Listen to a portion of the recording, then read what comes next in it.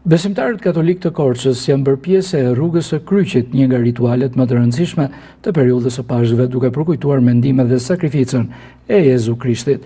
Besimtarët kanë ndjekur me përkushtim ndalesat e kësaj rruge simbolike, duke reflektuar mbi vuajtjet e Krishtit dhe mesazhin e dashurisë, faljes dhe sakrificës.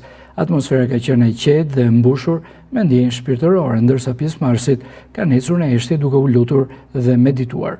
Famultari i kësaj kishe Dom Ignacio, duke folur për rëndësinë e rrugës së kryqit, u shpreh se kjo është një thirrje për reflektim të thellë për çdo besimtar, për të kuptuar sakrificën e Krishtit dhe për ta përkthyer atë në jetën e përditshme përmes dashurisë ndaj njëri tjetrit, faljes dhe përulësisë.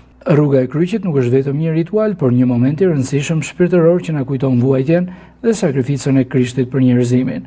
Ajo na fton të ndalemi, reflektojmë dhe forcojmë besimin ton, është shprehur ai. Dje kemi filluar 3 ditësh veçantë për komunitetin tonë katolike.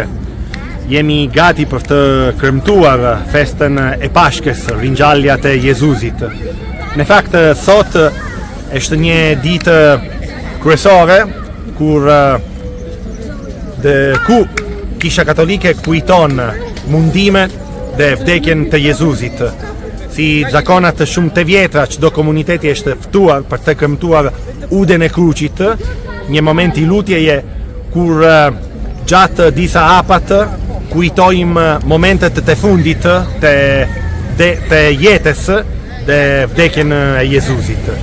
Ashtu që mund të përgatitemi më zemrat të pastruar da mekatet, da gabimet, nga çdo gjë që na pengon shpirtërisht, gati për të kremtuar ringjalljet e Jezusit në vigjiljes së natës të shtunën 4 prill.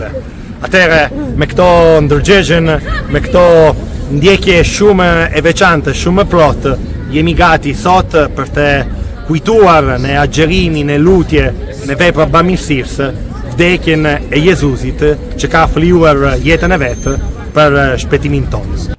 Pashkët mbeten një nga momentet më domethënëse për komunitetin katolik, duke bashkuar besimtarët në lutje dhe përkushtim.